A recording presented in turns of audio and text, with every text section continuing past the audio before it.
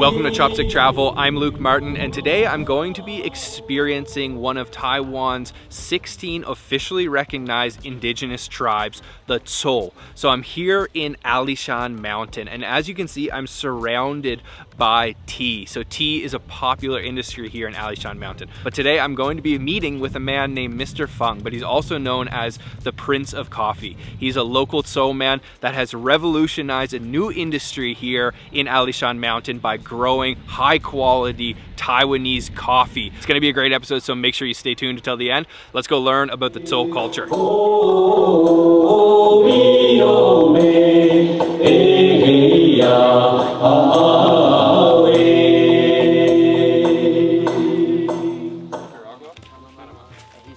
So we're just with Mr. Fang here at his coffee farm. He's showing us around. We're at about 1,300 meters above sea level, and he's got all these different coffee plants that are different ages. So the harvest season will start in about November, so we're getting there, and there's a couple beans that have already turned into like the cherry. So once they've turned red like this, that's when they're ready to go, and apparently you can just actually eat it like this. So let's try. It's sweet, very sweet. It tastes like sugar, but you can see that most of the plants still have the greens. But wow, that's the first time I've ever eaten a coffee bean like that. It tastes really sweet, surprisingly.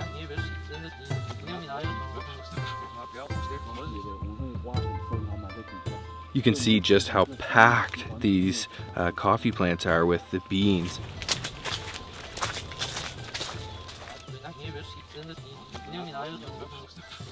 Mr. Fang has got this down to a science. It's really high tech. He's got a weather system that monitors all kinds of different things, from the soil humidity to the air humidity, the temperature of everything, and it's all on an app as well. And you can just see the fields here of the coffee go on, and he's got over 200 varieties of different coffee beans that are growing here. If you're familiar with coffee, you may be familiar with Jamaica Blue Mountain coffee, and there's a lot of similarities between Alishan and the Blue Mountains in Jamaica. The altitude and the temperatures are similar for creating really high quality beans here. Just can't believe how many beans are growing on these plants.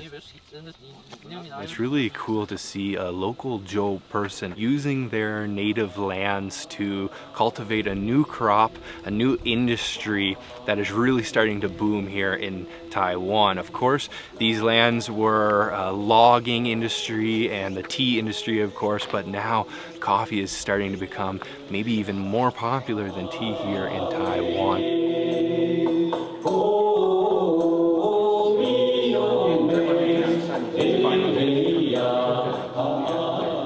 Mr. Fang has brought us back to his factory to show us what happens after the harvest. So it's a multi-step processing, and it starts with the beans being washed in a big tub of water. They're then taken downstairs to a machine that begins peeling away different layers of the bean. So there's about 5 shells that need to be removed, and you can tell that Mr. Fang's business has been booming because he has this huge machine that's been imported from Colombia, but he showed us the original machine he used to use, which would take 7 hours to do 1 step, and the new machine takes 1 hour to do 7 steps. Then after the peeling, it is dried and it's spun in this big dryer, and then it's brought back upstairs to this machine which he imported from Brazil to do the final removing of the last shell, and then you're left with the green coffee bean. 你们有没有闻到像香蕉的味道？ This is the roast room. If you're a coffee lover like me, you're gonna be in heaven just standing in here. It smells absolutely incredible. He's got all kinds of different roasters, and you can see that there are red, blue, and black, and that is because that is the Tsou Tribe colors. And this is some serious high-tech, precise stuff. All kinds of data going on. He has a degree in engineering to know exactly how to roast this coffee.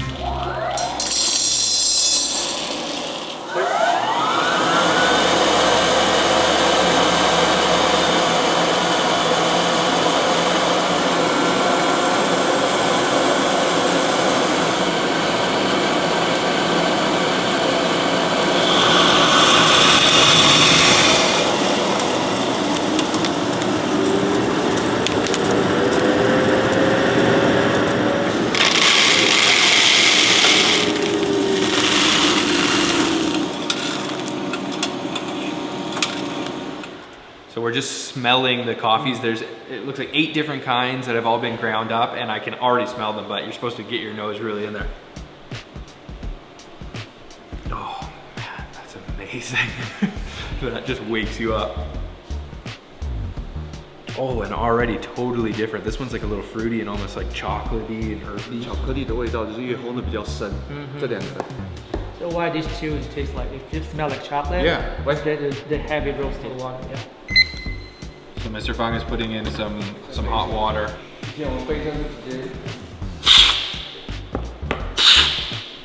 Mr. Fang was just showing us the proper way of doing it, like slurping it in so you get the full amount of flavor. I think I'll probably choke on it and cough, so I'm just gonna go with a cup here. Take a little spoonful.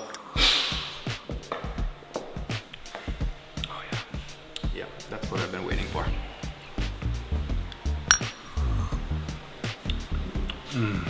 Oh, they're all good. Wow, incredible coffee to say the least. And I love to see that it is the Tsou people reinventing the industry here in their native lands and coming up with this modern trend of coffee and really capitalizing on it.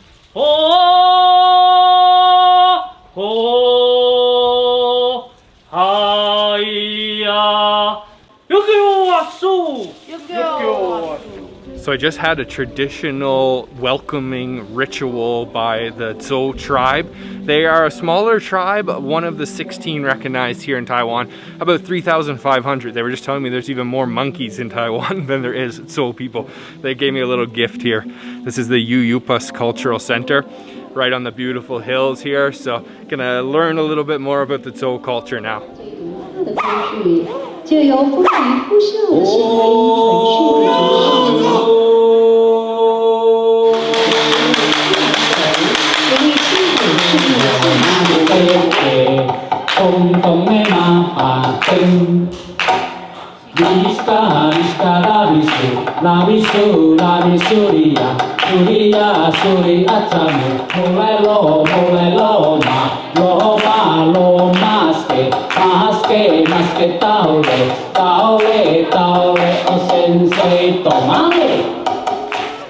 So here at the YUYUPAS Cultural Center, they have a little museum dedicated to the Tsou history. So the Tsou were warriors, and a lot of their culture revolved around hunting and fishing. So wild boar and deer, and it was a patriarchal society. So the men were out fighting wars. So when the highway was built to Alishan, the culture definitely was affected and changed. Taiwan was colonized by the Dutch. The Tsou and the Dutch actually got along pretty good. So you can actually see some of the Tsou celebrities have really Western features.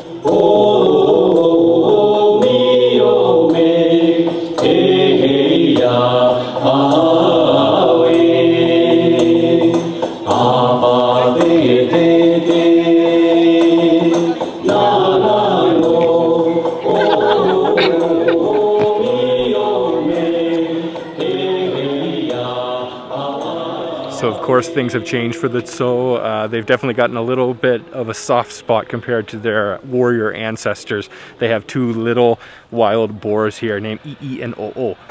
They're really cute.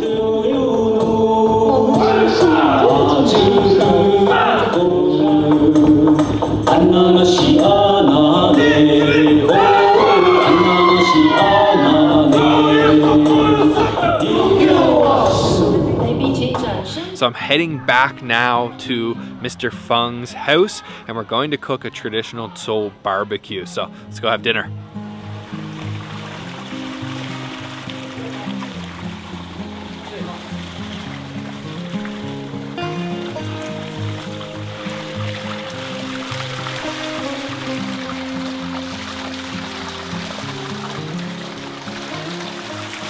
So Mr. Fang is gracious enough to have us at his home for traditional Tsou barbecue. So wood fire barbecue is probably the most famous Tsou food.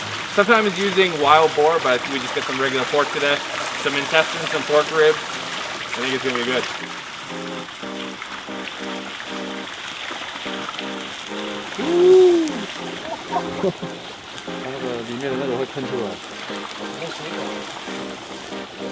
Of course, we're gonna have some coffee while we wait for the barbecue to cook. This is seriously the best coffee I've ever had.